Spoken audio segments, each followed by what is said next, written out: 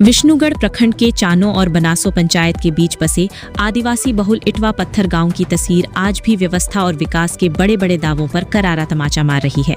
एक तरफ देश डिजिटल इंडिया, स्मार्ट विलेज और विकसित भारत की बातें कर रहा है, तो दूसरी तरफ इस गांव के लोग आज भी पीने के पानी जैसी बुनियादी जरूरतों के लिए संघर्ष कर रहे हैं। गाँव के लोगों की प्यास आज भी किसी सरकारी योजना से नहीं, बल्कि जंगल और पहाड़ों के बीच बहने वाले छोटे से कुआं से बुझ रही है। इटवा पत्थर गाँव की हालत देखकर ये अंदाजा लगाना मुश्किल नहीं कि यहाँ विकास की किरण आज तक पूरी तरह पहुंच ही नहीं पाई। गांव तक जाने वाली सड़क बदहाल है, बारिश के दिनों में रास्ते दलदल में तब्दील हो जाते हैं, जिससे गांव का संपर्क कई बार बाकी इलाकों से लगभग टूट जाता है।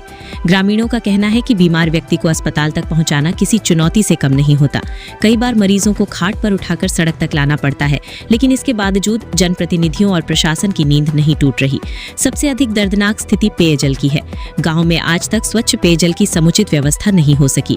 महिलाएं और बच्चे रोज कई किलोमीटर दूर जाकर कुआं से पानी भरने को मजबूर हैं। गर्मी के दिनों में जब पानी का स्तर और नीचे चला जाता है, तब गांव वालों की परेशानी कई गुना बढ़ जाती है। जिस पानी को पीकर लोग अपनी जिंदगी चला रहे हैं, उसकी स्वच्छता की कोई गारंटी नहीं है, लेकिन मजबूरी ऐसी है कि उसी पानी से प्यास बुझानी पड़ रही है। ग्रामीणों का कहना है कि चुनाव आते ही नेता गाँव में पहुंचते हैं, बड़े बड़े भाषण दिए जाते हैं, विकास के सपने दिखाए जाते हैं। सड़क, पानी, बिजली, स्कूल और अस्पताल की लंबी लंबी बातें होती हैं। गाँव वालों से कस्में खाई जाती हैं कि उनकी जिंदगी बदल दी जाएगी, लेकिन जैसे ही चुनाव खत्म होता है, वैसे ही सारे वादे भी खत्म हो जाते हैं।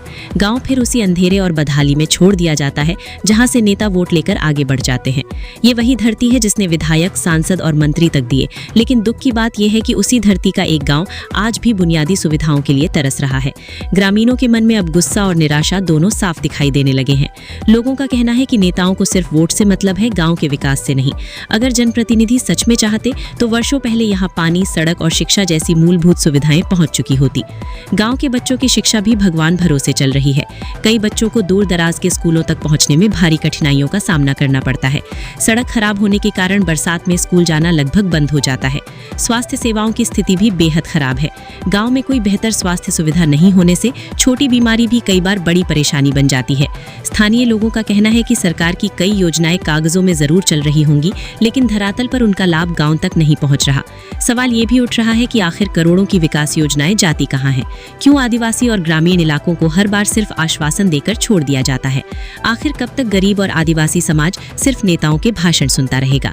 इटलो पत्थर गांव की ये कहानी सिर्फ एक गांव की कहानी नहीं है, बल्कि ये उस व्यवस्था की सच्चाई है जहां चुनावी मंचों पर विकास के नारे तो खूब गूंजते हैं, लेकिन जमीनी हकीकत आज भी दर्द और संघर्ष से भरी हुई है। अब देखना यह है कि जिम्मेदार जनप्रतिनिधि और प्रशासन इस गाँव की पुकार कब सुनते हैं और कब यहाँ के लोगों को उनका बुनियादी अधिकार मिल पाता है। ऐसी ही ताज़ा और सच्ची खबरों के लिए BNB अपडेट्स को फॉलो और सब्सक्राइब जरूर करें।